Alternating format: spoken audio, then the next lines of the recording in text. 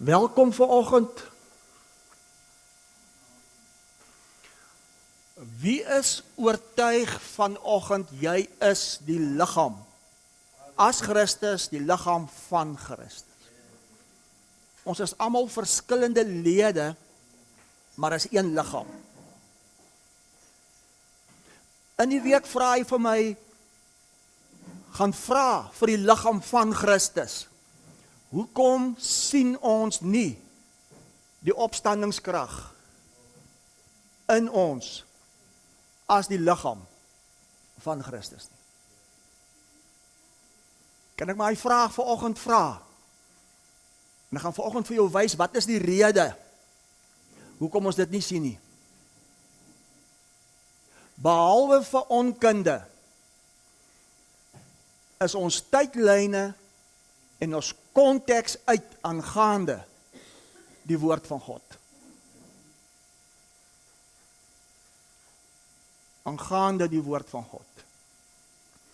Ek het in die week iets uitgetik en vir baie gestuur en ek gaan met dit begin as inleiding. Ek gaan dit net lees. Weet julle nie dat julle 'n tempel van God is en die Gees van God in julle woon nie? 1 Korintiërs 3 vers 16. Want julle is duur gekoop. Julle is duur gekoop. Verheerlik God dan in julle liggaam en in julle gees wat aan God behoort. Of weet julle nie dat julle liggaam 'n tempel is van die Heilige Gees wat in julle is, wat julle van God het en dat julle nie aan julle self behoort nie. 1 Korintiërs 6 vers 19 tot 20. Julle is die liggaam van Christus en lede afsonderlik. 1 Korintiërs 12:27. Ongelukkig, kan ek maar eerlik wees, kan ek maar 'n bietjie radikaal wees? Ongelukkig begrawe ons die liggaam van Christus.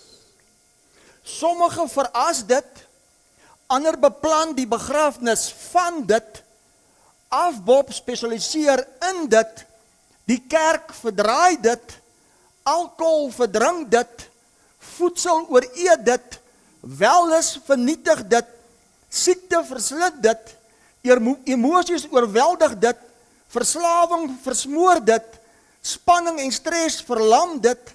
Geen wonder, die koninkryk van God is nie spys of drank nie, maar vrede, geregtigheid en blydskap in die Heilige Gees. En waar is dit? In dit.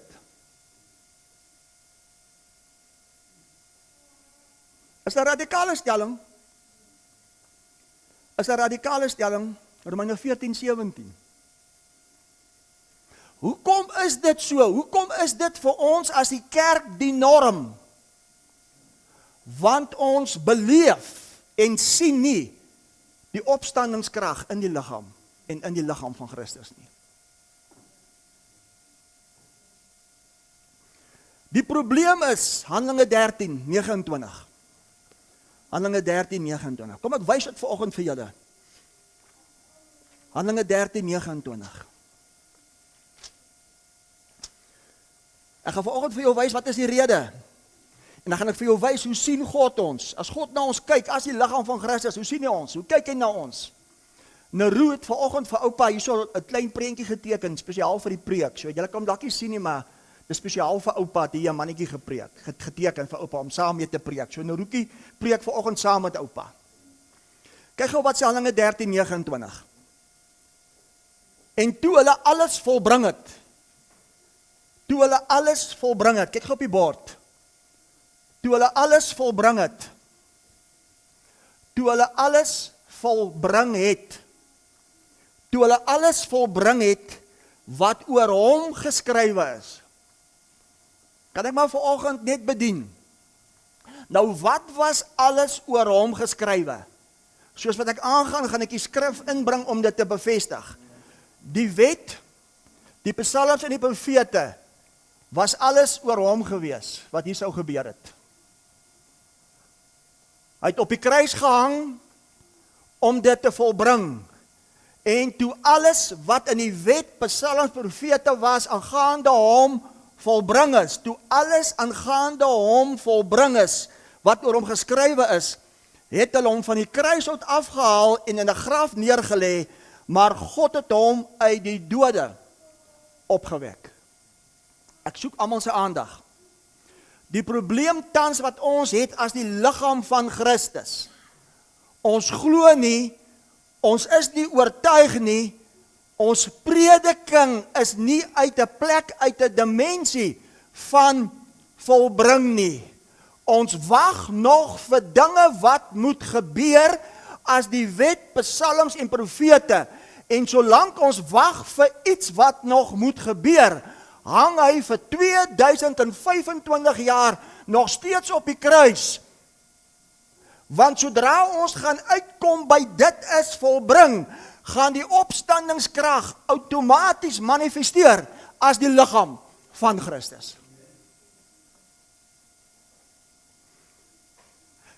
Kyk gou wat sê vers 32. Ons bring julle die goeie tyding, sê saam met my goeie nuus. Ons bring julle die goeie tyding van die belofte, wat aan die vaders gedoen is, dat God het aan ons deur hulle kinders vervul het, deur Jesus op te wek. Ek soek weer almal se aandag. Die opstanding is goeie nuus. Wat is die goeie nuus? Die beloftes aan die vaders, die wet, die psalm, die profete, alles waarna die Ou Testament verwys het, is volbring, is afgehandel, toe hy opgewek word uit die dode. Met ander woorde, liggaam van Christus, al wat vir my en vir jou oorbly, is goeie nuus. Met ander woorde, kan ek radikaal wees. As jy nog besig is met 'n eindtyd prediking, as jy nog wag vir die einde van goed, en jy kyk na die 7 uur nuus, en jy kyk na die storms, dan jy nog nie uitgekom by dit is volbring nie, en die opstandingskrag sal nie en kan nie manifesteer in jou as die liggaam van Christus nie. Want ek moet gou vir jou wys, ons is saam met hom opgewek. Met ander woorde, ons is die begin. En dis uit die dode. Met ander woorde, as ek en jy, kan ek maar radikaal wees vanoggend, as ek en jy glo, ek moet nog dood gaan, hang hy nog steeds vir jou aan die kruis, terwyl hy reeds jou dood vir jou gesmaak het, en solank jy dit glo, sal die opstandingskrag as opgewek 'n nuwe mens, die ware jy, soos dit was voor die grondlegging van die wêreld, nie manifesteer, as jy as die begin uit die dode. Dit is hoekom ons die liggaam van Christus begrawe en veras. Nou sit stil in hierdie heilige kathedraal. Waar vind hy ons kom red? Kom ons goed het ons stikking gepreek het, maar terwille van besoekers, maak ek 'n bietjie weier. Waarvan het hy ons kom red? Hy het ons kom red van alles wat ons weerhou om te manifesteer, hy as in vlees, die liggaam, die Christus, die verheerliking op die aarde. Dis hoekom die wet wat deur Moses gekom het, het sonde krag gegee, maar toe word hy wat geen sonde geken het nie, die sonde. Die wet van Moses wat sonde krag gegee het 'n loon en die loon was die dood, maar toe kom word hy mens en toe kom smaak hy jou loon as jou dood. Ek hoor hulle sê, almal sal nie verbykom en jy het 'n afspraak met die dood. Ek is verskriklik jammer om vir jou te sê, hy het my afspraak geword van die dood. Hebreërs 2 vers 14 sê, hy kom mens word, sodat hy hom wat mag het oor die dood, die duiwel, sy werke kon verbreek. Wie het mag oor die dood gehad? Die duiwel. Toe kom hy, en hy kom verbreek die werke van die duiwel, hy word jou sonde, hy smaak jou dood, en toe jy saam hom opgewek word, gebore as die ware, 'n nuwe mens met 'n nuwe lewe, is jy die openbarmaking as hy begin, sy vleesliggaam uit die dood. Maar hoekom sien ons jy die opstandingskrag hier, Rudy? Want ons is nog nie oortuig van, hy het my dood geword nie. Ek maak nog gereed om dood te gaan, terwyl ek uit die dood is, waar is die dood agter my? Al wat voor lê, is net nuwe lewe. Want dis nog nie vir my volbring nie, en omdat dit alles nie vir my volbring is nie, hang hy nog vir my aan die kruis. Haai, weet jy, Here, wees my arme sondaar genadig. As jy nog dit bid en glo, is dit vir jou nog nie volbring, hy het jou sonde geword, hy hang nog vir jou op die kruis. As jy glo, God gee jou kanker, God maak jou siek, of God straf jou om jou iets te leer, het jy nog nie uitgekom by die waaragtige God, alles uit hom, weet wat hy is, as net liefde nie, dan is dit nog nie volbring nie, en die opstandingskrag gaan nie manifesteer, as die verheerliking God in vlees nie. Ek gevra, kan ek maar vanoggend net eerlik wees. Kyk gou wat sê Romeine 6 vers 5.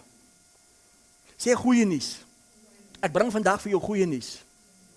Kyk wat sê Romeine 6 vers 5.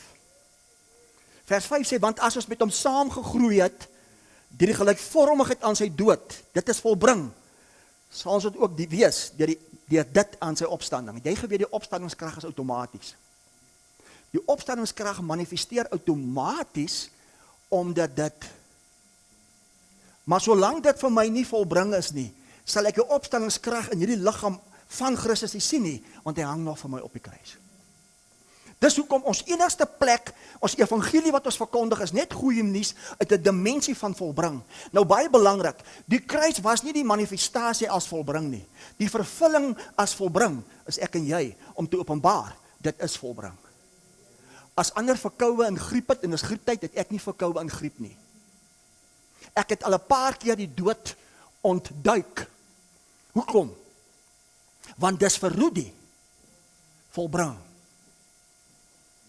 Dis 'n outomatiese krag wat manifesteer, want Romeine 8 vers 11 sê, dieselfde Heilige Gees wat hom opgewek het, is waar?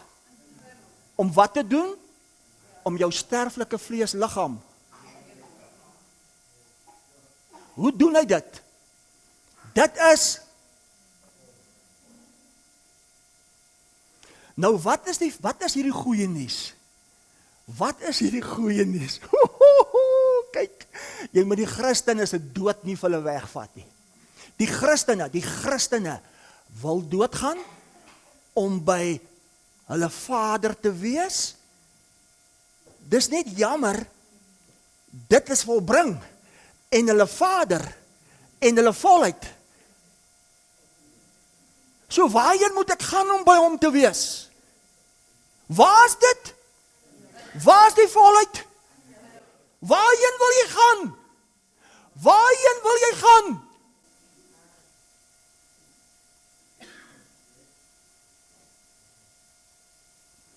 Dankie my broer. Hierdie mense is so gewoond vir die goed wat ek preek. Jy as besoeker sê dis waarheid. Dankie. Dankie hoor. Dankie. Wat is die goeie nuus, die goeie tyding van hierdie belofte, wat hy in vervulling gebring het, toe hom opgewek het? Kyk gou wat sê Romeine 4. Romeine 4:25. Kyk gou wat sê Romeine 4:25. Vers 25 sê, hy wat oorgelewer is ter wille van ons misdade en opgewek is ter wille van ons regverdigmaking. Kyk op die bord. Jy saam met hom opgewek ter wille van jou regverdigmaking. Nou is die vraag, regverdigmaking van wat? Vers 18 sê, daarom dan net soos deur een misdaad vir alle mense. Onthou julle, daar was eens 'n partyte man met die naam van Adam. So terloops, hierdie kant is uit die wil van 'n man en uit vlees en bloed. Hierdie ou het veroorsaak dat ons as die liggaam van Christus die dood verkies het as die weg na die Vader, terwyl hy die weg, die waarheid, die lewe, die opstanding is. Die dood is 'n vyand. Die dood was nog nooit die weg nie. En die dood is tot niet gemaak. So die goeie nuus is, ons is saam met hom opgewek tot ons regverdigmaking. Regverdigmaking van wat? Romeine 5:18, daarom dan net soos deur een misdaad vir alle mense tot veroordeling gekom het, soos deur een daad van geregtigheid vir alle mense tot regverdigmaking van die lewe. En jy geweet, alle mense het nou die reg om weer te lewe. Kom ek verduidelik so. In die begin, met God se proses, in die begin het God die hemel en die aarde geskape. En God het stof gevat en sy proses aan die gang gesit, want God is gees. Toe blaas God sy asem in stof, en skielik is stof hier 'n lewende siel. Maar ons weet op die kruis was hy die laaste Adam, want jy wat opgewek is as die verheerlikte Christus, is nie 'n lewende siel, jy's 'n lewendmakende gees. 1 Korintiërs 15:45. 'n lewendmakende gees. So hierdie ou het as gevolg van die boom van die kennis van goed en kwaad baie mense veroordeel wat hom geglo het. Maar as laaste Adam, as ek en jy opgestaan, daar is nie meer 'n Adam nie. Daar's nou net 'n Christus mens. Daar's nou net 'n Christus mens. Het hy almal kom regverdig. Elke mens op die aarde het nou weer die reg om te lewe. Dit beteken, God sê vir Adam, julle mag eet van al die bome van die tuin. Julle mag, maar van die boom van kennis van goed en kwaad mag jy nie eet nie. Met ander woorde, as Adam en Eva geëet het net van die boom van lewe, wat moet hulle gebeur het? Sou hulle bly lewe het waar? Maar omdat hulle geëet het van die boom van kennis van goed en kwaad, sê God vir hulle, sekerlik sal julle sterwe. Maar toe kom word hy die laaste Adam. Toe kom regverdig hy alle mense. Soos asof alle mense nou weer kan eet van die boom van die lewe. Sê gou vir my, as Adam geëet het van die boom van die lewe en nie van die boom van goed en kwaad nie, waar sou Adam vandag gewees het en wat sou met Adam gebeur het? Adam sou een of ander tyd in dimensie voluit ingestap het. As verheerlik, onthou vir hierdie week se boodskap. As ons met 'n onbedekte gesig, soos in 'n spieël, die weerkaatsing van wie en wat hy is, myself kan sien soos hy my sien, word ek van beeld verander, van 'n heerlikheid, 'n tipe van 'n heerlikheid. Onthou julle, die vlees is soos gras, maar die mens is soos 'n blom. Ongelukkig val die blom af. Maar as jy uitgekom het by volbring, gaan die blom nie afval nie. Die blom moet nou blom tot volle ontwikkeling, as die blom, die verheerliking God in vlees, die sê. As Adam nie geëet het van die boom van goed en kwaad nie, wat sou met Adam gebeur het? Hoekom moes God vir Adam en Eva uit die tuin uitwerk? Hoekom moes God engele met swaarde wat flikker daar sit om die boom van die lewe te bewaak? Sodat Adam en Eva nie in hulle vervalle, bewuste denke toestand kon eet van die boom van die lewe en vir ewig op die aarde lewe in 'n vervalle toestand nie. Want God het in gedagte gehad voor die grondlegging van die wêreld. Dis hoe die ware lyk. 'n Tempel, 'n woning, 'n mens. Daarom is jy geregverdig tot lewe. Daar's niks meer wat jou kan weerhou as om te lewe nie. Behalwe jou onkunde, behalwe jou tydlyn en jou konteks wat uit is omdat jy die Bybel nie verstaan nie.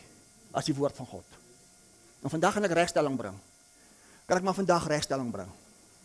Ek sê klomp goedjies by. Kyk gou na 'n profesie oor dit. Kyk gou wat is 'n profesie, Hosea 6.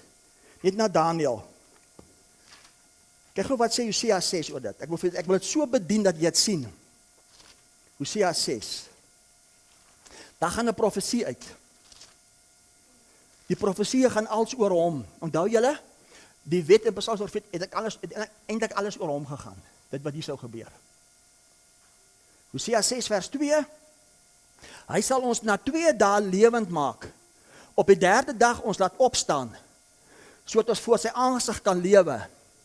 Vers 3, en laat ons ken. Sê ken. Laat ons dit najaag om die Here te ken. Sê ken. Hoekom moet jy hom ken? Kom ek verduidelik weer so. Ekskuus as ek werk aan my preekstoel etiket. Ek is baie swak met dit eintlik. Dankie. Yes, hierdie broer, ek is so bly is vandag hier. Dankie. Julle gaan sê, Rudy, werk aan jou maniere. Hy sê vir my, dis die Heilige Gees. So prys die Here. Eers was dit waarheid, en dis die Heilige Gees. Geef hom 'n lekker lofoffer. Vers 2 sê, hy sal ons na 2 dae lewend maak. Op die 3de dag ons laat opstaan. Sê vir my, moet hy dit doen of het hy dit gedoen? Ek vra, moet hy dit doen of het hy dit gedoen? So met ander woorde, hy het jou kom lewend maak en jy het saam hom opgestaan. Hoekom sien jy die opstandingskrag nie in jou lewe nie? Want jy het nog nie uitgekom by dit is volbring nie. Dan sê hy in vers 2, in vers 3, en laat ons ken. Wat moet ons ken? Is interessant hier. Kyk gou weer op die bord. As ek en jy nog hier is en ons wag vir dinge, is die ewige lewe, ons moet doodgaan, dan gaan ons mos hemel toe om vir ewig te lewe. Maar wat is die ewige lewe? Johannes 17 vers 3 sê, en dit is die ewige lewe, om hom te ken, en die enige waaragtige God, en Jesus Christus, wat hy gestuur het. Hoekom moet ons hom ken? Hoekom moet jy hom ken? Hoekom moet jy hom ken? Ek lees vers 3, gaan ek jou wys hoekom moet jy hom ken. Vers 3 sê, en laat ons ken, laat ons dit najag om die Here te ken. Sy opgang is so seker soos die dag breek. Hy sal tot ons kom soos die reën, soos die laatreëns van die aarde besproei.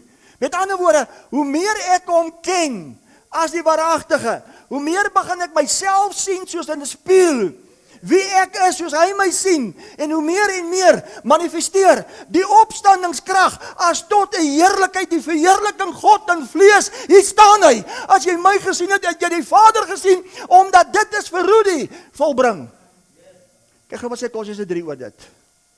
Ek moet gou vir jou wys. Kyk gou wat sê Kolossense 3 oor dit. Oor die ken.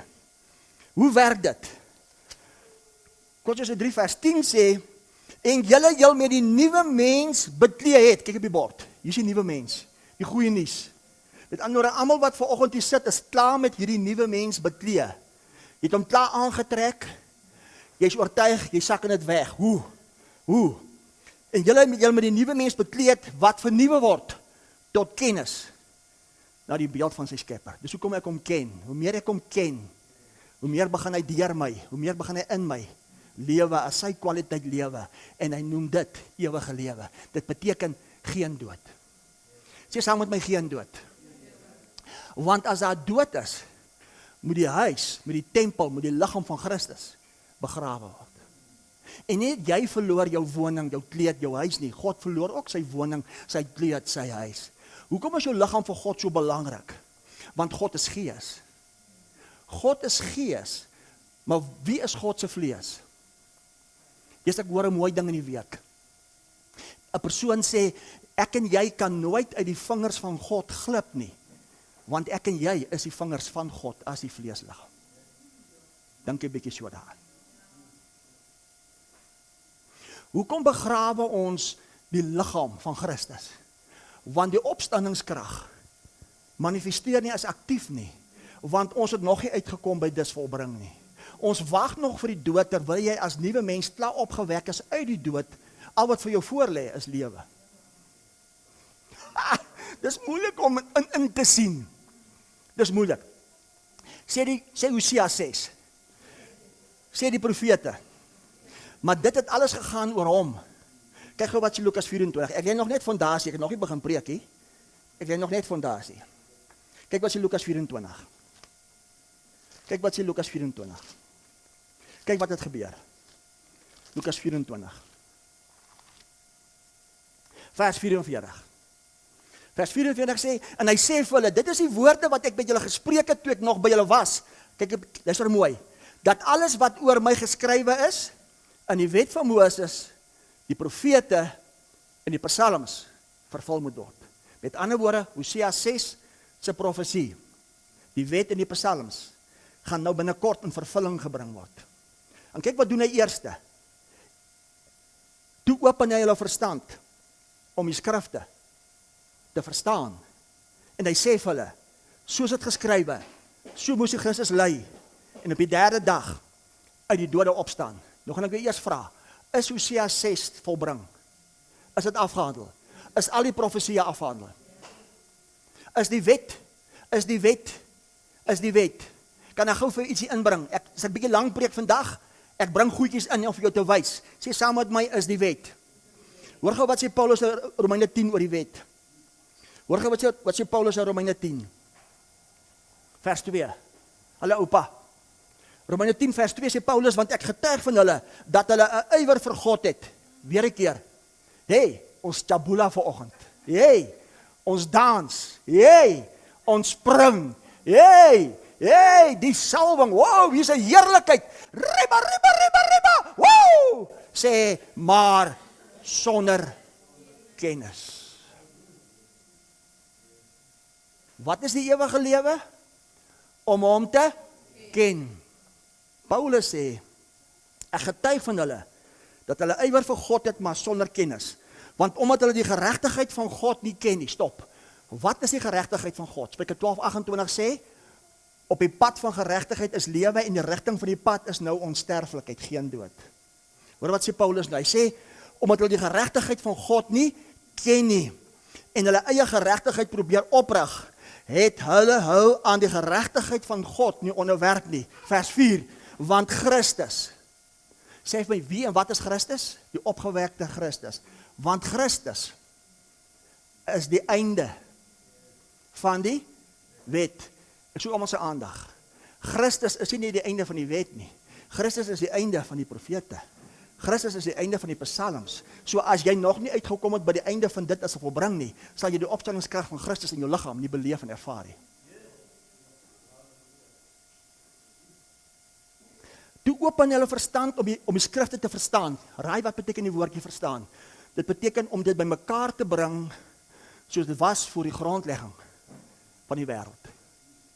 Met ander woorde, ek wil gou so verduidelik.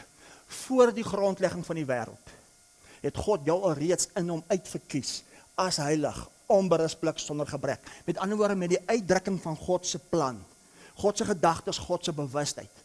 In Genesis 1 toe begin God sy plan as geskape.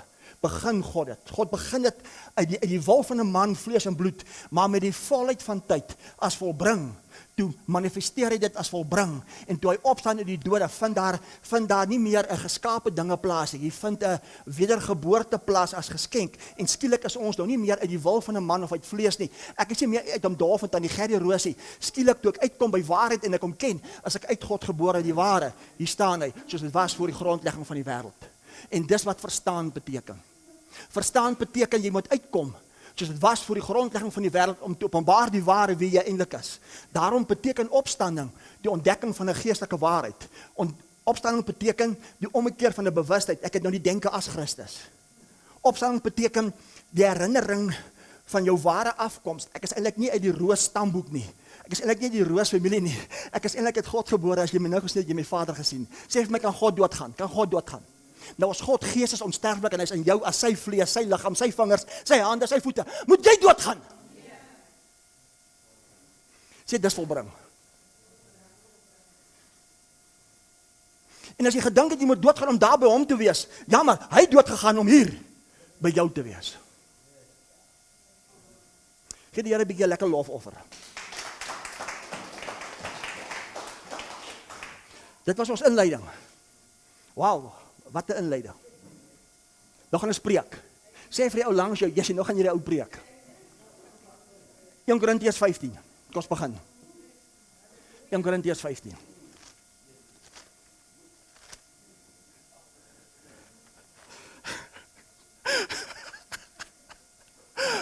Wat sê my broer?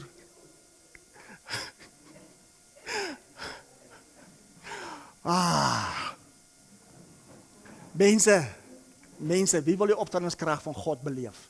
Ek bring vandag vir jou die sleutel. En dis outomaties. Jy kan nie soek vir dit nie. Jy sien, die Heilige Gees los my nie uit nie. Sê, jy kan nie soek vir dit nie. Jy kan niks doen vir dit nie. Behalwe om oortuig te wees as volbring. Daarom, kyk ek gou vir interessantheid. Hou jou hand hier so. Kyk gou wat sê Romeine 6.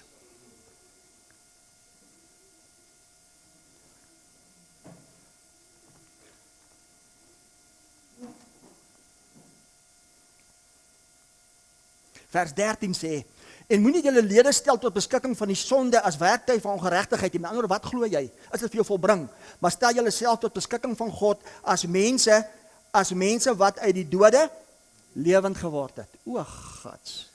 En julle lede as werktuie van geregtigheid in diens. Met ander woorde, as ek my lede stel as 'n werktuig van geregtigheid, dan moet onsterflikheid en lewe in my lede begin manifesteer as die liggaam van Christus. Kyk gou wat sê 2 Korintiërs 4 oor dit, want ek wil dit bevestig net, dat jy dit sien. Kyk gou wat sê 2 Korintiërs 4 oor dit. Vers 7 sê, maar ons het hierdie skat, hierdie volheid, ons het dit alles in erdekryk. Wat is die erdekryk? 'n sterflike vleesliggaam. God het jou sterflike vleesliggaam nodig. Jou sterflike vleesliggaam is nie meer uit stof nie. Kan ek gou vir jou reg help? God wat gees is, toe God moes begin, toe vat God vir Adam uit stof. Maar Eva was nie uit stof nie. Eva was uit Adam gebore. Totdat ek uitgekom het by die volheid, om te ontdek, maar ek is eintlik uit God gebore. Sê vir my, as jy uit God gebore is hierdie stof. Sê hy is duur gekoop. Sê hy behoort nie meer aan my nie. Verheerlik God in jou liggaam. Hoe verheerlik jy God in jou liggaam? Die goeie opinie wat ek van God het, die goeie opinie wat ek van my het, as die liggaam van Christus as, dit is. Nou sê hy in 2 Korintiërs 4, hy sê, maar ons het hierdie skat in aardekruike, sodat die voortreffelikheid van die krag van God mag wees en nie uit ons nie. Met ander woorde, dis God wat dit doen. Die krag is uit God, maar wanneer is die krag uit God? Wanneer is die opstandingskrag uit God? Wanneer is die goeie nuus, die goeie tyding uit God? As ek met God begin saamstem, as ek met God saamstem, dit is volbring, dan hang jy meer die kruis nie, dan kan God sy opstanding manifesteer, weet jy wat ek en jy is, as die Christus. En dit gaan alles oor ken. Verlede keer het ons gehoor, jy moet dit kan sien. Nou om het te sien moet jy het ken, om het te ken moet jy het vanoggend kan sien. Is dit nie mooi nie? 1 Korintiërs 15.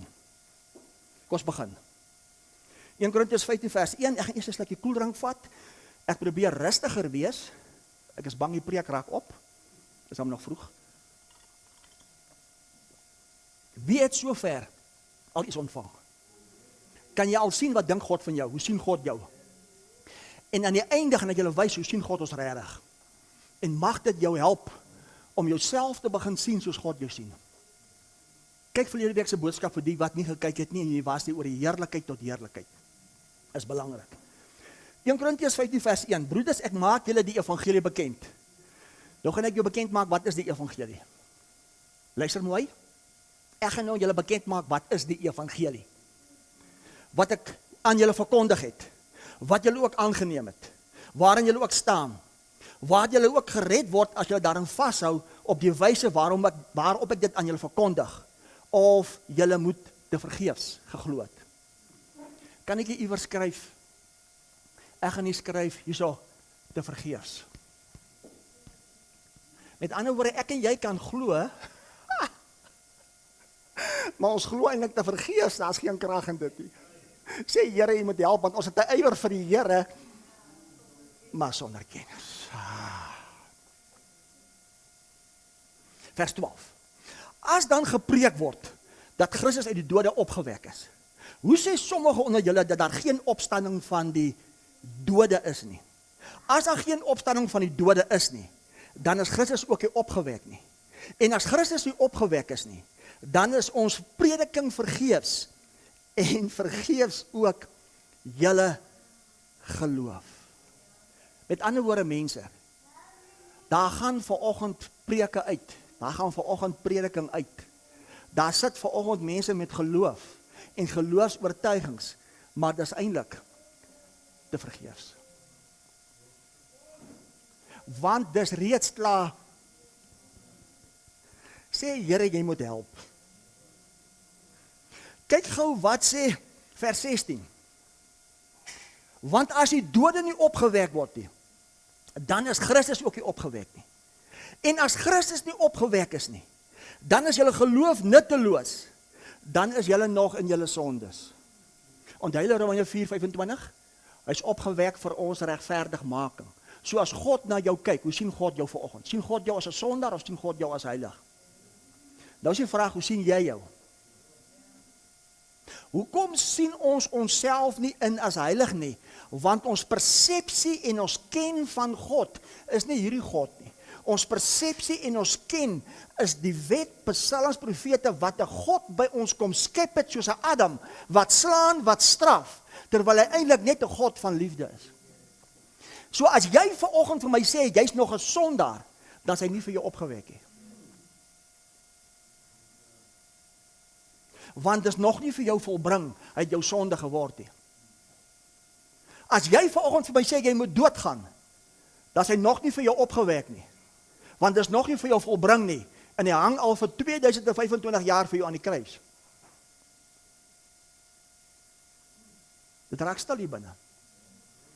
Kyk gou wat sê vers 18. Dan is ook die wat in Christus ontslaap het verlore. Sê saam met my o koek. Wie het almal nou in Christus ontslaap? Al ons geliefdes.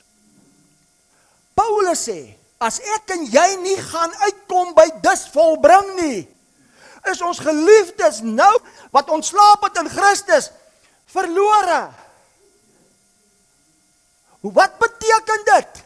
Want Martha het nou gevra ons, kyk, wat beteken dit? Kan ek regstelling bring? My pa, wat ontslaap het as gevolg van kanker, as gevolg van onkunde, kan ek radikaal wees, is nie meer in die hemel nie. Efesiërs 1 vers 9, met die volheid van tyd, toe vat hy alle dinge in die hemele, my pa ook. Toe vat hy alle dinge op die aarde, ek ook. En hy plaas alles in Christus, hy posisioneer alles as die openbaarmaking van wie hy is in vlees, 'n liggaam. Maar toe my pa ontslaap in Christus, toe verloor hy sy liggaam. En hy wag nou vir jou, hy wag vir jou, hy wag vir my, om te openbaar die opstandingskrag as volbring, sodat hy bekleed kan word, ook met 'n liggaam. Hulle wag vir ons, maar ons wil doodgaan om by hulle te wees. As jy nie glo, jy behoort aan die opgewekte, verheerlikte Christus nie, is jou geliefde verlore, want hy wag, ek kan in skrif bevestig, maar ek spaar bietjie tyd, want dis alles op die aarde. Ek hoor, mag ek dit sê? Dankie Amanda. Ek hoor in die week, 'n oom het ontslaap in Christus, sê almal, hy is in 'n beter plek.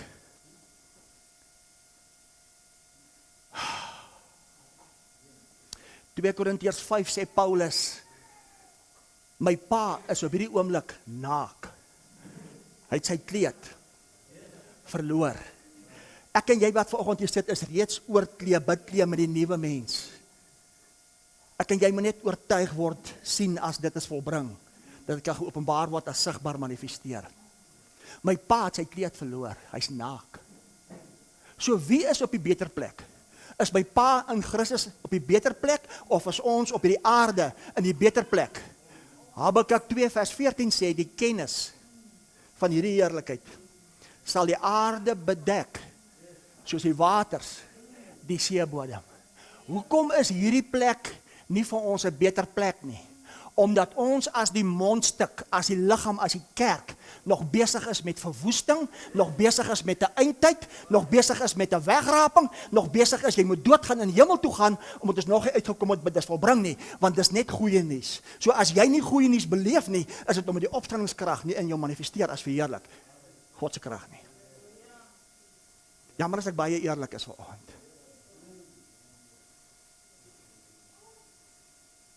Jammer as ek eerlik is. Vers 18 sê, dan is ook die wat in Christus ontslaap het verlore. Vers 19 sê, hy's nou 'n shocker. Sê bietjie vir ou langs jou, hy's nou 'n shocker. Vers 19 sê, as ons net vir hierdie lewe op Christus hoop, dan is ons die elendigste van alle mense. Toe kom ons as die kerk, en ons sê, dit beteken, as jy net vir hierdie ou stikkende siek lewe op Christus hoop, is jy die ellendigste. Jy moet jou saak regmaak met God, so as hy jou kom haal, jy nie hel nie, maar hemel. Jy weet nie waarvan jy praat nie. Wat beteken vers 19? Kom ek vra so vir jou. Vers 19 gaan oor, soos ons, as die kerk dit noem, die hiernamaals. Of ons praat van afterlife. Ons sê mos, jy moet eers doodgaan, ons begrawe jou, dan begin die ewige lewe. Hulle sê mos so. Met ander woorde, hulle wag vir die dood. Sê, maar dis jammer. As die opstandingskrag in my manifesteer, is ek al reeds uit die dood. Ek gaan nou vir jou wys, dat die ligte aangesit word. Daarom kyk gou wat sê 2 Korintiërs 5. Kyk gou wat sê 2 Korintiërs 5. Kyk gou wat sê 2 Korintiërs 5 vers 14. Vergewe van my, maar ek geniet my vanoggend hierso. Ek is so bly Martha en Amanda is vanoggend ook hier. 2 Korintiërs 5:14. Kyk gou op die bord.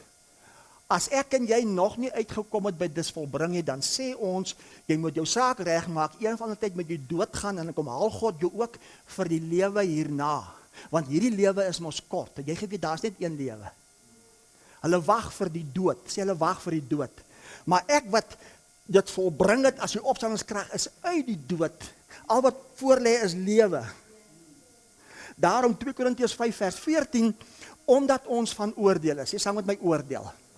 Omdat ons van oordeel is, as een vir almal gesterf het almal gesterf. En as een vir almal opgewek is hy vir almal opgewek.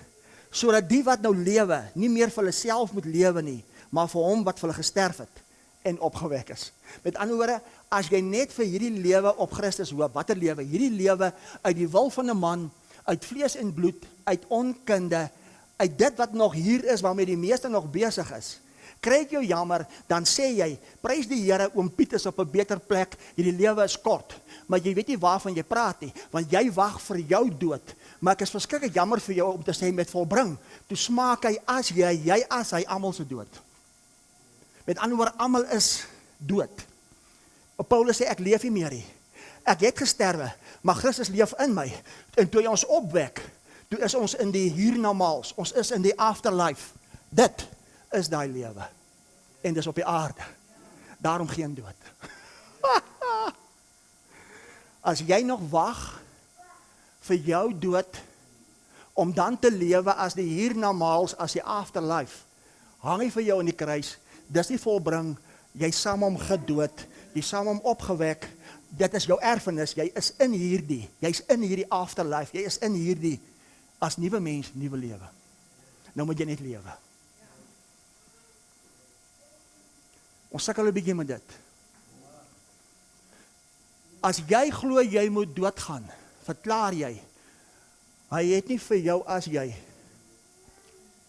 Want toe ons is van oordeel, toe een sterf, het almal hulle dode gesterf. En toe hy opgewek word, toe word ons almal opgewek in hierdie lewe. As jy moet doodgaan om by hom te wees, is jy nie in hierdie lewe nie. Jy moet wag vir jou vleesliggaam as verheerliking as die lewe. Kyk gou wat sê Kolossense 3 oor dit. Jy sê, Here, jy moet die ouetjies help. Sê die ouetjies of vroutjies. Ek gaan maar vroutjies ook sê. Hoor wat sê Kolossense 3 gou oor dit. Hoor gou wat sê Kolossense 3 oor dit. Hoor wat sê Kolossense 3. Kolossense 3 vers 3. Want julle, ek wag eens vir Chris sit, ek is bang hy sê hy dit nie gehoor nie. Kolossense 3 vers 3 sê, want julle het gesterwe. Sê vir my, moet jy nog sterwe, moet jy weer sterwe, of het jy gesterwe? So, jy's opgewek in die afterlife, wat hulle dink daar is, maar eintlik ek en jy manifesteer, dit is hier. En my pa wat ontslaap het, moet nou wag. En as ek nie hierdie opstandingskrag manifesteer nie, is my pa eintlik in Christus verlore. Hy kan nie wag om bekleed te word as verheerlik, sigbaar hier is hulle nie, as die liggaam van Christus. Ek kan vir jou preek as jy wil, ek kan vir jou skrif bring om dit te bevestig. Kyk nou wat sê vers 3. Want julle het gesterwe, en julle lewe is saam met Christus verborge in God. Kyk op die bord. My lewe, die ware ek, soos dit was voor die grondlegging van die wêreld, is saam met Christus verborge in God. Maar toe ek saam Christus opgewek word, as verheerlik, is dit nie meer verborge in God nie, dit moet nou geopenbaar word as uit God, verheerlik, sigbaar. Hier is God in vlees, maar dis ek, want ek is die vleesliggaam, ek is die vingers, ek is die manifestasie, is sigbaar, hier is God. Daarom sê vers 4 sê, wanneer Christus wat nou jou lewe is, wanneer is Christus jou lewe, wanneer alles vir jou volbring is, wanneer Christus wat jou lewe is, nou geopenbaar word, dan sal jy ook saam met hom in heerlikheid geopenbaar word as die Christus. Kan ek 'n radikale stelling nou weer maak? Kan ek hom hamer? Die meeste wag vir die koms van Jesus met 'n wolk. Sê dit was vir hierdie ouetjies. Dit was 40 jaar na die kruis, as 70 na Christus as die einde. Toe kom hy vir hulle. Toe 'n wolk hom voor hulle gesig wegneem, toe staan daar 2 manne in wit geklee en sê vir hulle, soos julle, die ongehoorsame Jode, soos julle hom sien gaan dit, so gaan julle 40 jaar later as in Openbaring kan lees, hom sien kom met 'n wolk. Want hy moes kom vir hulle daarvan af hiernatoe. Maar ek en jy, waar is Christus? Waar is die heerlikheid? Waar is die volheid? In ons. So as jy nou wag vir sy koms, gaan hy nie vir jou kan kom daarvan af nie, want hy's hier. Al wat nou kan kom, al wat nou kan manifesteer, is die sigbaar word, jy. Sê eina. Moet ek dit preek? Ek gaan preek die koms van Jesus versus die verskyning van Christus. As jy nog wag vir die koms van Jesus met 'n wolk, is dit nog nie vir jou. En die opstandingskrag kan nie geopenbaar word as sigbaar nie. Yes, ek sê baie goed vandag. Ek sê 'n klomp goed vandag. Hierdie lewe as die wil van 'n man versus die nuwe lewe en opgewek uit die dood. Nou, wat beteken die woordjie vergeefs? Ons het nou gehoor, as ek en jy nie die opstandingskrag manifesteer nie, omdat ons nog wag vir dinge wat moet gebeur, is jou geloof en jou prediking vergeefs. Wil jy weet wat beteken die woordjie vergeefs? Die woordjie vergeefs is afgelei van 'n woord kenos, G2756. Dit beteken jy's leeg, jy's sonder waarheid, niks besit nie as dit dra geen gewig, verwys dit na 'n mens as 'n houer, as die liggaam, as die woning, as die tempel, met geen doel op aarde nie. Dis hoekom die mens wil, of hy wil weggeraap word. So terloops, as jy glo aan die wegraping, of jy glo jy moet doodgaan en in die hemel toe gaan, of jy glo in die uittyd, is dit nog nie vir jou. Dis hoekom dit lyk soos dit lyk, want alles wag, die skepping alles wag vir die openbaarmaking van die seuns, om alles vry te maak, tot die vryheid van hierdie heerlikheid. Alles wag vir ons. Hoekom het God dit so gedoen? Want toe Adam eet van die boom van goed en kwaad, was hy alles vervloek ter wille van Adam. Maar hy was die laaste Adam. Nou is ons die openbaarmaking as die seuns, nou wag alles vir ons om te herstel. Om alles te herstel as lewe, om alles te herstel as lewe, om alles te herstel as lewe. As die opstandingskrag in ons. Mense, dit is groot. Dit is fantasties. Dit is fantasties. Met ander woorde, die hiernamaals is na die dood. Maar waar was ons dood? As een gesterf het, ons is van oordeel, as een gesterf het almal gesterf. So ons is almal opgewek in ons erfenis as 'n hiernamaals, as lewe, 'n nuwe mens op die aarde. Nou wag alles vir ons om dit te herstel. Sê, hier kom nou 'n grootte, sê 'n grootte. Miskien gaan jy dit nou verstaan. Kyk wat sê Hebreërs 9. Kyk wat sê Hebreërs 9. Kyk wat sê Hebreërs 9, vers 26. Vers 26 sê, want dan moes hy dikwels gelei het van die grondlegging van die wêreld af. Maar nou, hy het eenmaal in die volëinding van die eeue verskyn, om sonde deur sy offer weg te neem. Volëinding van die eeue beteken volëinding van wêrelde, dit beteken die volëinding van sisteme, dit beteken die volëinding van mensgemaakte goed. Dit beteken, kyk op die bord, dit beteken die volëinding van die geskape dinge, want ons is nie geskape nie, ons is gebore, die ware, uit God. Waar het hy sonde kom wegneem? Waar het hy 'n einde gebring aan die volëinding van alle dinge, alle sisteme? Almal stem saam. Kyk nou wat sê vers 27. Vers 27 sê, en net soos die mens bestem is om eenmaal te sterwe, en daarna die oordeel. Stop. Kyk op die bord. As jy nog hier is, dan gaan jy sê, jy's bestem om te sterwe, en dan is daar 'n oordeel. Jy gaan voor God se wit troon oordeel moet staan, en dan gaan jy ons rekenskap gee vir alles wat jy verkeerd gedoen het. Sê, Here, jy moet help. Jy het geen kennis.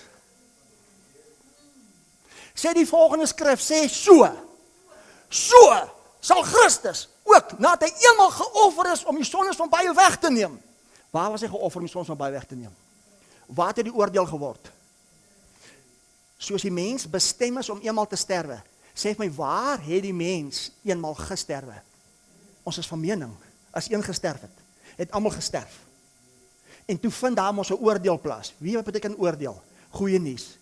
Hoe het God jou geoordeel? God het jou kom oordeel tot lewe. God het jou kom oordeel tot lewe.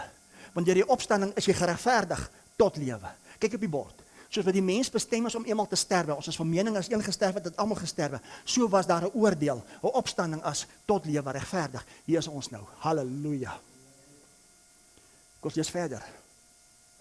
So sal Christus ook nadat hy eenmal geoffer is om die sondes van baie weg te neem, luister mooi, vir die tweede maal sonder sonde verskyn aan die wat hom verwag tot saligheid. Wat is hierdie saligheid? Die verlossing van my liggaam, 'n heerlikheid.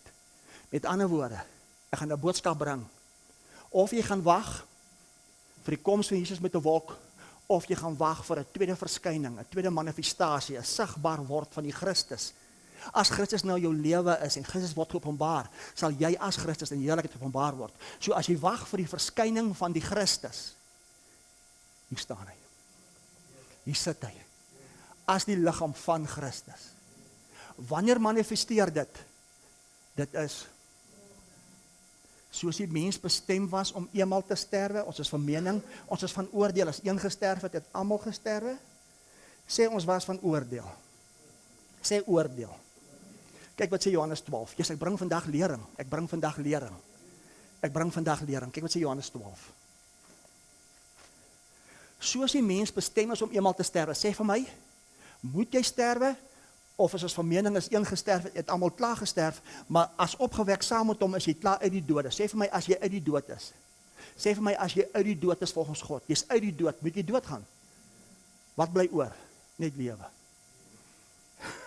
As jy sê jy moet doodgaan, dan is dit nog nie vir jou en jy sal die opstandingskrag nie beleef en ervaar in jou liggaam nie. As jy tempel, as jy woning. Dis radikaal vanoggend. Maak dit vry. Kyk, waar was die oordeel? Kyk op die bord. Waar was die mens bestem om eenmal te sterwe en toe die oordeel? En wat was die oordeel? Johannes 12, 31. Vers 31 sê, nou is dit die oordeel van hierdie wêreld. Sê goeie nuus. Sê oordeel tot lewe. Nou is dit die oordeel van hierdie wêreld. Nou sal die owerste van hierdie wêreld buitentoe gedryf word. Met ander woorde, alles wat jou wil veroordeel, alles wat jou wil siek maak, alles wat jou wil doodmaak, is deur sy oordeel nou uitgedryf, weg. Gone. Dit verwys na die wet van Moses ook. Tot eers verder. En as ek van die aarde verhoog word, sal almal na my toe trek. Sê almal. Wie is die almal? En wat beteken dit? Hou jou hand hierso. Kom ek wys gou vir jou, Efesiërs 1, vers 4. Kom ek wys gou vir jou, wat is die almal? Efesiërs 1, vers 4. Sê saam met my almal. Vers 4, Efesiërs 1, vers 4. Soos hy ons in hom uitverkies het. Wie is ons? Net seker is of almal? Sê voor die grondlegging van die wêreld. Kyk op die bord. Here, lig die bedekking. Want jy het vir die week se boodskap. Wat is die bedekking onkunde? Op die bord, voor die grondlegging van die wêreld, was almal alreeds in hom, as in Christus uitverkies. Maar soos die mens bestem was om eenmal te sterwe, is ons van oordeel, toe hy sterwe, het almal klaar gesterwe, en toe is daar 'n oordeel, en dit is die oordeel, dat hy alles wat jou weerhou om te word, buitentoe gedryf het. Sodat alles wat in hom uitverkies was, almal, wie is almal? Almal, soos voor die grondlegging van die wêreld, nou uit om hier geopenbaar kan word, as sigbaar, wedergeboorte, hier is God in vlees. Moet ek dit sê? Ek moet dit sê. As ek en jy nog hier is, moet jy jou hart vir hom gee om 'n kind te word. Jy moet jou saak met hom regmaak. Maar voor die grondlegging van die wêreld was sy saak met jou al die pad reg. Het hy jou alreeds in hom klaar uit verkies. Daarom hier is dit alles sy toedoen. Jy kan hom nie aanneem as jou saligmaker of verlosser nie, want jy's gebore uit hom as sigbaar. Hier is God in vlees. Al wat hier moet gebeur is, jy moet net die verligting van verstand, die verligting van oë, die besef, dis wie ek is en dis wie ek nog al die tyd was. Daarom kan jy niks doen hier as jou werke nie. Jy kan net oortuig word as sy geloof. Ek kan dit net glo. As dis volbring en nou manifesteer die opstandingskrag as sigbaar. Ek mag my gebruik. Ek mag my liggaam gebruik om dit vanoggend vir jou te preek.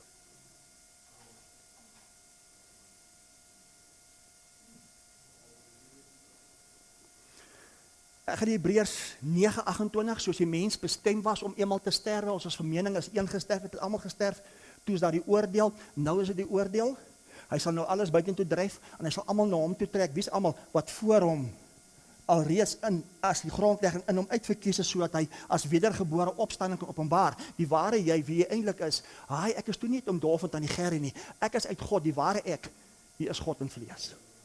Almal verstaan dit. Kyk wat sê Johannes 12 nou verder. En as ek van die aarde verhoog word, sal almal na my toe trek, vers 33. En dit het hy gesê om aan te dui, hoe danige dood hy sou sterwe. Sê vir my, waar het hy die dood gesterwe? Waar het hy jou dood as jy gesterwe hier? So waar was die oordeel? Ook hier. Kyk wat sê vers 34. Die skare antwoord hom, ons het uit die wet gehoor dat die Christus tot in ewigheid bly. Sê ook Koek. En hoe sê u dat die seun van die mens verhoog moet word? Wie is hierdie seun van die mens? Wie is die seun van die mens? Hier sit vanoggend die seun van die mens. En die seun van die mens, die Christus, moet tot in ewigheid.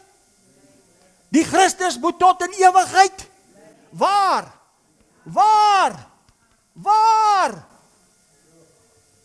Hier staan dit. Hier staan dit. Daarom, Romeine 6 vers 4. Party sukkel bietjie nou om die ligte aan te sit. Maar Heilige Gees is nou besig, want jy het klaar ontvang, jy het klaar gehoor. So Heilige Gees gaan in jou dit werk. Sê daarom, Romeine 6 vers 4, ons is dus saam met hom begrawe, deur die doop in die dood, sodat, sê saam met my sodat, net soos Christus uit die dode opgewek is, met ander woorde, wat beteken sodat? Sodat beteken, jy saam met hom uit die dode opgewek. Met ander woorde, as jy saam met hom uit die dode opgewek was jy reeds klaar bestem om te sterwe. Jy is reeds klaar bestem, daar is 'n oordeel, dis goeie nuus, die opstanding is goeie nuus tot lewe. Sodat, net soos Christus uit die dode opgestaan het, deur die heerlikheid van die Vader, sê hier is my afterlife, sê hier is die hiernamaals, nou bring ek vir jou die hiernamaals, om nie dood te gaan nie.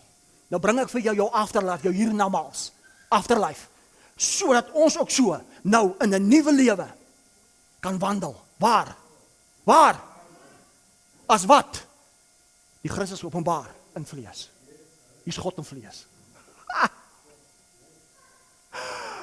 As jy wag en jy moet doodgaan, sê dis nog nie volbring nie.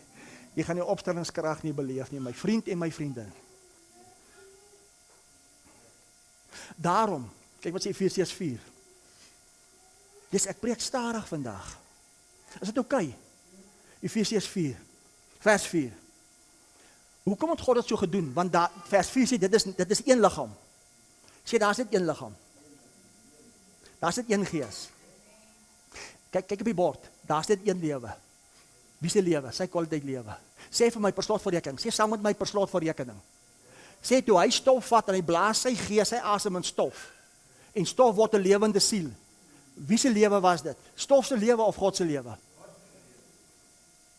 Daar is dit een lewe. Daar is dit een liggaam. Dis die Christus liggaam. Daar is dit een gees. Soos julle geroep is in een hoop van julle roeping. Sê hoop van julle roeping. Daar is dit een Here. Daar is dit een geloof. Wat is die geloof? Die opgewekte, verheerlikte Christus. Die ander gelowe is vergeefs. Is leeg. Dra geen krag. Sê, daar is dit een geloof. Wat is die geloof? Die opgewekte, verheerlikte Christus. Sê, al die ander gelowe is leeg. Is vergeefs. Is 'n ywer, maar sonder kennis. Daar is dit een doop. Ek gaan nie sien toe gaan nou nie. Want ek wil nou nie alles van die kerk wegvat as volbring nie. Of kan ek maar? Ek hoor party ouens sê, as jy nie gedoop word nie, in water, kan jy nie verklaar, jy is kind van God nie, maar ek was al reeds voor die grondlegging van die wêreld in hom, as kind van God, die Seun, die openbaarmaking. Daarom toe hy vir Johannes gaan sê, Johannes doop my sodat alle geregtigheid in vervulling kan kom, en Johannes skrik sê melk weg, maar ek kan u nie doop nie, u moet my in 'n doop, toe sê Jesus, doop my, sodat alles in vervulling kan kom. Toe kom daar 'n stem uit die hemel wat sê, dis nou my geliefde seun. Toe vind daar 'n doping in die liggaam van Christus plaas. Daarom sê 1 Korintiërs 12 en 1 Korintiërs 6, ons is almal reeds gedoop in een liggaam as in Christus, want daar's net een liggaam. En dis die liggaam van Christus.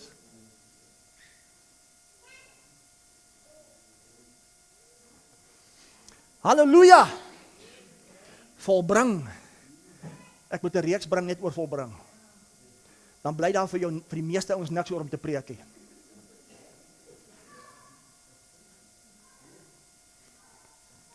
Wat beteken vers 4? Dit is een liggaam, een gees, soos julle geroep is in een hoop. Wat beteken ons is geroep in een hoop? Wat is jou roeping in een hoop? Wie wil graag dit weet? Kyk wat sê 2 Timoteus 1. Kyk wat sê 2 Timoteus 1. Kyk gou wat sê 2 Timoteus 1, vers 9. 2 Timoteus 1 vers 9. 2 Timoteus 1 vers 9 sê, luister nou baie mooi. As jy nog hier is, moet jy jou hart vir hom gee, sodat jy gered word. En gewoonlik is die redding van die hel, dat jy kan hemel toe gaan. Maar as jy uitgekom het by volbring, het hy jou kom red van die dood. Want jy is gebore, jy is wedergebore, jy het opgestaan uit die dood. Here, jy moet help. Vergewe vir my, maar ek geniet my. Hoor nou wat sê 2 Timoteus 1 vers 9. Hy wat ons gered en geroep het met 'n heilige roeping, nie volgens ons werke nie, maar volgens sy eie voorneme en genade wat ons vir ewigheid af van Christus Jesus geskenk is. Ek soek jou aandag. Sê vir my, moes jy iets doen om gered te word, of het hy jou alreeds gered in hom voor die grondlegging van die wêreld as uitverkies, sodat jy net kan kom by lig van die wêreldbediening, sodat jy die lig vir jou aansit en jy kan sien, dis wie ek al die tyd was. Daar's niks wat ek kon doen nie, hy het alles vir my gedoen. Ek sien mos, hulle sê mos, jy moet jou saak met God regmaak, so die dag as ons jou begrawe, dat ons jou nie sonder Jesus. Weet jy wat? Jy kan miskien dink jy is sonder Jesus, maar Jesus is nie sonder jou nie. Jy kan miskien dink jy is verlore sonder God, maar raai wat, God is nie verlore sonder jou nie, want voor die grondlegging van die wêreld het God jou al reeds in hom uitverkies, so jy kan uitkom by waarheid, en jy kan besef, dis wie ek eintlik is uit die dode, die openbaremaker van God te vlees. Woe! Die doodse! Julle is bang om dit te sê. Ek is nie bang om dit te sê nie, want dit is. En ek beleef iets in my liggaam.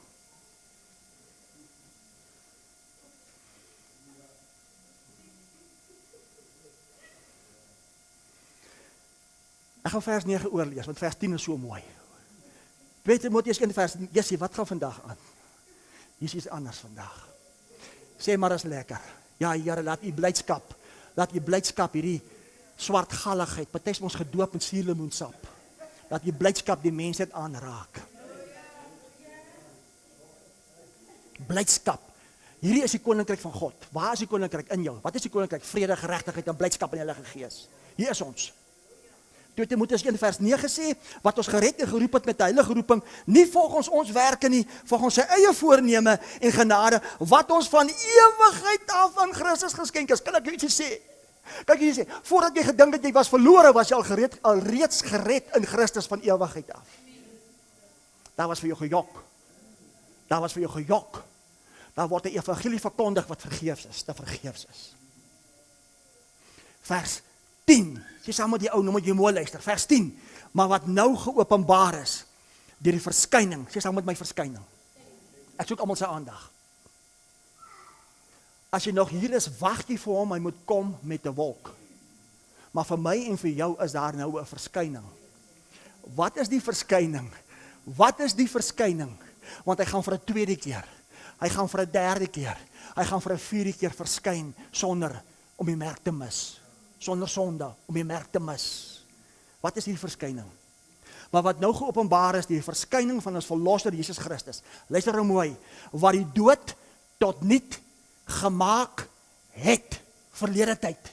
Wat die dood tot niet gemaak het, en lewe en onverderflikheid aan die lig gebring het, deur die evangelie. Hy wag vir die verskyning, die sigbaar word. Wie is die sigbaar word? Wie is die manifestasie as dit is volbring? Hier staan ons, hier sit ons, hier sit ons. Daarom 1 Korintiërs 6. 1 Korintiërs 6. 1 Korintiërs 6 vers 19, of weet julle nie dat julle liggaam 'n tempel is van die Heilige Gees wat in julle is, wat julle van God het en dat julle nie aan julle self behoort nie.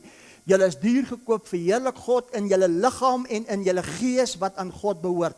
Liggaam in Grieks verwys na die liggaam van 'n mens, lyk so mooi, maar dit is afgelei van 'n woord zozo, G4982. Dit beteken jou liggaam is duur gekoop. Dit beteken om te beskerm, om te bewaar van gevaar en vernietiging, om te red van die dood, herstel, restoreer van siekte, heel volkome restoreer. Daarom is daar net een nuwe mens op 'n nuwe weg opgewek, verheerlik God in vlees. Daarom siekte, dood, wat ook al, moet verbyhou, want dit is. En nou werk jy opstandingskrag. Nou werk jy opstandingskrag. Nou werk jy opstandingskrag. Sê hulle prediking is vergeefs. Kan ek gou vir jou wys? Kan ek gou vir julle wys hoe vergeefs is dit? Ek moet dit doen dat jy kan die lig aangesit word. Kyk gou wat sê Hebreërs 3. Kyk gou wat sê Hebreërs 3. Kyk gou wat sê Hebreërs 3. Vers 6. Let mooi wat sê vers 6. Hebreërs 3 vers 6 sê, maar Christus as seun oor sy huis en ons is sy huis. Onthou julle Johannes 14. Jesus sê, manne en manninne, wees jy ontsteld nie? Ek gaan om vir julle plek te berei. In die huis van my Vader is baie wonings. Toe dog ons in die huis van die Vader is baie wonings. Maar nou sê hy, ons is die huis. So wat hy eintlik gesê het, in die huis van my Vader sit hy vanoggend 40 wonings. Dit is wat hy eintlik gesê het. Nou sê hy, maar Christus as seun oor sy huis en ons is sy huis. Luister mooi, as ons net die vrymoedigheid en die roem van die hoop tot die einde toe onwrikbaar vashou. Ek soek jou aandag. Paulus sê dit, ons is die huis, maar ons moet onwrikbaar tot aan die einde toe vashou. Nou wag die eindtyd ouens vir die einde. Maar intussen is dit vir Rudy volbring. Rudy is nie by die einde nie. Rudy is die begin van die nuwe uit God.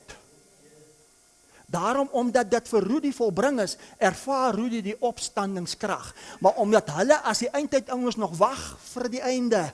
Ons wag, kyk Trump en Rusland se oorlog, ons wag vir die einde. Is dit vir hulle nog nie volbring nie, daarom sal hulle die opstandingskrag nie beleef nie. Sê einde. En ek gaan nou vir jou wys, wat was die einde? Waarna dit verwys. Kyk gou wat sê vers 14. Vers 14 sê, want ons het deelgenote van Christus geword, as ons net die begin van ons vertroue tot die einde toe onwrikbaar vashou. Ek soek jou aandag. As jy uitgekom het by waarheid as volbring, is jy die begin, die nuwe. As jy nog nie uitgekom by volbring nie, wag jy nog vir 'n einde. Ons gaan nou by dit kom. Ek wil 'n bietjie intleer vir jou. Kyk wat sê Hebreërs 6. Kyk wat sê Hebreërs 6 vers 11. Vers 11. Maar as ons verlang dat elkeen van julle dieselfde ywer mag toon om te kom tot die volkomme sekerheid van die hoop tot die einde. O gats, nou tot die einde hoop. Ou Paulus wag ook, ek soek almal se aandag. Ou Paulus sê, hy sê Kolossense 1:26, hy bring 'n verborgenheid mee, die hoop van die heerlikheid. Hoekom het Paulus gesê die hoop van die heerlikheid? Want daar was vir Paulus 'n hoop van 'n einde. Maar vir my en vir jou, wat uitgekom het by dis volbring, is daar nie vir ons 'n einde nie. Ons is die begin as uit die dode van die nuwe, die ware. Soos dit was voor die grondlegging van die wêreld. Ek wil hê julle moet dit sien. Ek hamer hom bietjie. Hoor wat sê hy nou verder. Hebreërs 6 vers 11. Maar ons verlang dat elkeen van julle dieselfde ywer mag toon om te kom tot die volkomme sekerheid van die hoop tot die einde. Vers 12, sodat julle nie traag word nie, maar navolgers van hulle wat deur geloof en lankmoedigheid erfgename van die belofte is. Met ander woorde wat Paulus sê, as jy gekom het by die einde, gaan jy 'n erfgenaam word van die beloftes. Maar hy wat? As ek uitgekom het by volbring, as ek opgewek in my erfenis, as die openbaarmaking van dit, hier is ek. Wat is daai einde waarna hy verwys het? Onthou julle op die kruis, toe Jesus uitroep, dis volbring, toe die ongehoorsame Jode nie dit gevat, soos ons het vandag, die kerk dit ook nie vat nie, toe het hulle vir 40 jaar na die kruis, aangegaan en aangegaan met offers, aangegaan, en 70 na Christus, as die hele boek Openbaring, toe vind daar die manifestasie as die einde plaas, en hulle is allemaal deur die wet veroordeel, en die tempel wat hier afgebreek was, en hier is 'n nuwe tempel, is daai ou tempel in Jerusalem hier verbreek, en 3 miljoen Jode is hier gedood as die einde, dis verby. Dit was 40 jaar na die kruis. Ons is in 2025, en omdat ons tydlyn en konteks uit is, en ons nie verligte oë van die verstand het nie, wag ons vir 'n einde, omdat dit nog nie vir ons volbring is nie, daarom kan die opstandingskrag in ons nie openbaar word as sigbaar nie. Sê, dis die Bybel. Sê, man, daar is 'n verskil tussen die Bybel en die woord van God. Met ander woorde, mense, as daar enige vorm van 'n einde is waarvoor jy wag, is dit vir jou nog nie volbring nie, want jy wag vir hulle einde. Wat 70 na Christus, hoeveel jaar terug, beëindig is. Sê, ek het iemand nodig om my te help. Kyk wat se Kolossense 1:15 is nou baie stil, en ek gaan nou amen sê. Kyk wat se Kolossense 1:15. Kyk gou wat sê Kolossense 1:15. Ek is amper klaar. Vers 15 sê, hy is die beeld van die onsienlike God. Hy is die eerstgeborene van die hele skepping. Met ander woorde, kyk op die bord. Waar was hy die eerstgeborene? Opstanding. Hy is die eerstgeborene van die ware, die nuwe, die skepping. Wat is skepping? Dat alles kan wees baie goed. Goeie nuus.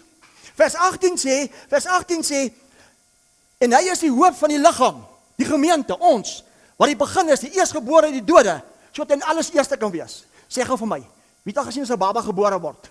As 'n baba gebore word en die kop kom uit, na 20 jaar wag jy vir die liggaam, of kom die kop in die liggaam uit? Ons as die kerk lyk so, die dag toe sy kop, hy as hoof van die liggaam gebore word, dis 2025 jaar, dis nog nie volbring nie, ons wag vir 'n einde, toe hy wedergebore word opgewek, toe word hy saam om wedergebore opgewek as die liggaam, hier is hy, in vlees, jy. Ons is die begin van die nuwe skepping, ons is die begin van die ware, soos dit was voor die grondlegging van die wêreld. Nou wag jy vir 'n einde, wie se einde? Yes, jy raak ook sommer nou, sê hulle geloof is te vergeefs. Kyk wat sê Romeine 5, yes, die Martha Maria kon lê my hande op, yes, dit is so anders vandag hier so.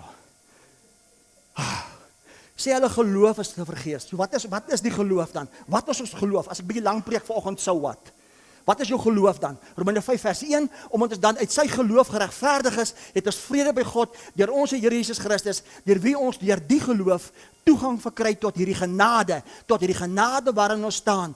Ons roem in die hoop op die heerlikheid van God. Met ander woorde, hierdie geloof gee jou toegang tot hierdie genade. Sê saam met my genade. Wat is hierdie genade? Vra vir die ou langs jou, wat is hierdie genade? Kyk wat sê Hebreërs 2. Kyk wat sê Hebreërs 2. Sê vir almal, Rudy is vervelig by sy huis, nou bring nie sulke lang boodskappe. Met ander woorde, geloof is sy geloof wat hy jou gee. Hierdie geloof kom deur die gehoor en die gehoor deur die woord, nie die Bybel nie. Maar hierdie geloof is jou toegang tot hierdie genade waarin ons staan, en dis tot die heerlikheid.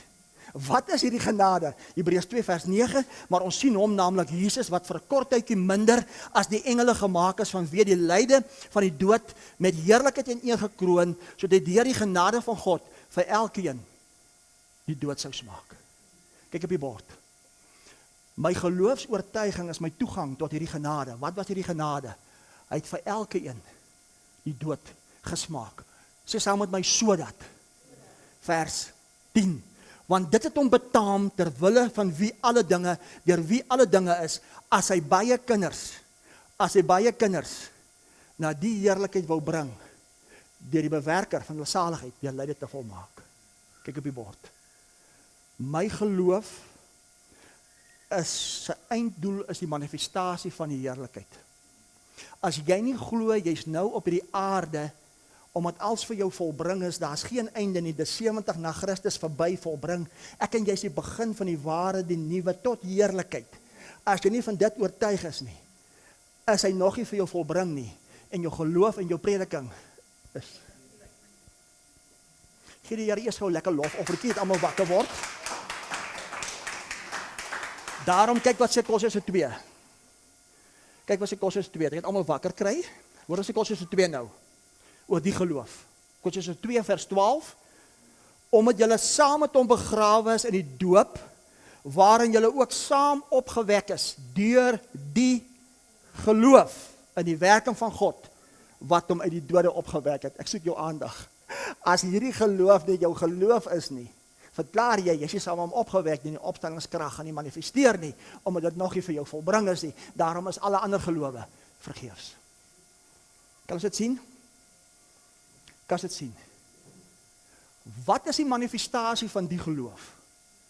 Want geloof is 'n hartsoortuiging, is 'n platform van waar ek redeneer, bewus, praat, oortuig.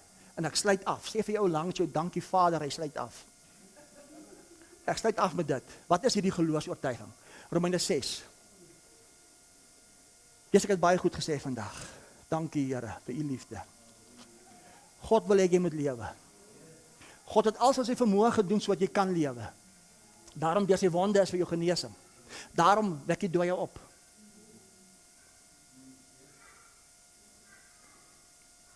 Hierdie bediening se hartklop. Hierdie bediening se hartklop. Ons sluit af. Wat is hierdie geloofsoortuiging? Romeine 6 vers 4. Ons is saam met hom begrawe deur die doop in die dood, sodat net soos Christus uit die dode opgewek is deur die heerlikheid van die Vader, ons so nou in 'n nuwe lewe kan wandel. Want as ons met hom saamgegroei het deur die gelykvormigheid aan sy dood, dit is volbring, sal dit ook wees deur dit aan sy opstanding. Vers 7. Want hy wat gesterf het, is geregverdig van sonde. Sê vir my, het jy saam gesterf? Dan is jy geregverdig tot van sonde. Vers 8. As ons dan saam met Christus gesterf het, glo ons dat ons ook saam met hom sal lewe. Kyk op die bord. Sê gou vir my, toe Christus sterf en opstaan en Christus lewe, kan Christus weer doodgaan? So wat moet jy glo dan, as jy saam met Christus begrawe is, jy saam met Christus opgewek, wat moet jy glo, as jy saam met Christus gaan lewe? Om nie dood te gaan nie, want jy is uit die dode. Ons gaan 'n bietjie verder. Vers 9, omdat ons weet, sê weet. Ek soek jou aandag. Hey, as ek begin weet, het ek nie meer geloof nodig nie. Ek het nie hartsoortuiging nodig nie, want ek weet, ek weet. Jy kan gaan doppies blaas, jy gaan my nie oortuig nie. Jy gaan my nie beïndruk nie, ek begin nie om wie jy is nie. Ek weet. Ek beleef het. En ek het baie beleef. Die oorwinning oor die dood. Omdat ons weet, dat Christus, nadat hy opgewek is uit die dode, sê vir my, is nie saam met hom opgewek. Nie meer sterf nie. Dis 'n grootte. Kan ek maar vra, Chris, glo jy saam met hom opgewek? Glo jy hy kan nie meer sterf nie? Nou wat van jou dan, Chris? Wat moet jy glo? As dit nie so is nie, as dit vir jou nie volbring nie, is dit vir jou vergeefs. Ons lees verder. Vers 9 gaan ek oorlees, omdat ons weet, dat Christus nadat hy opgewek is uit die dode nie meer sterf nie. Die dood heers oor hom nie meer nie. Sê vir my, heers die dood oor jou nog? Sê vir my, wat se krag het die dood? Wat het krag die dood? Ons spreek die dood. Ons spreek die dood. Ons spreek die dood. Dis al krag wat die dood het, ons spreek dit. Sê vergeefs, ons prediking is vergeefs. Want die dood wat hy gesterf het, hy het vir sonde eens en vir altyd gesterwe, maar die lewe wat hy leef, leef hy vir God. So moet julle reken, wat beteken reken? Oortuig, bewus, van mening. So moet julle reken dat julle wel vir sonde dood is, maar lewend vir God is in Christus Jesus, ons Here. So wat is jou geloofsoortuiging? Wat is jou platform? Met ander woorde, as God nou na ons kyk, en ons kan onsself sien soos God ons sien, verander ons van heerlikheid tot heerlikheid as die opstandingskrag wat manifesteer. Nou moet ek vir jou wys, hoe sien God ons en hoe sien God die wêreld.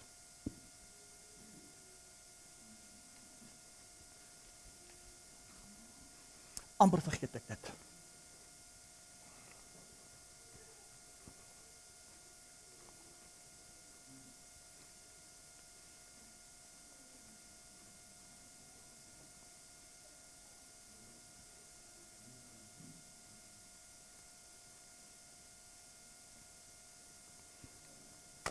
Dit is hoe God na jou kyk, dis hoe God na die wêreld kyk, en as jy jou kan self sien, soos God jou sien, manifesteer die opstandingskrag as die heerlikheid. Amen, die tweede keer.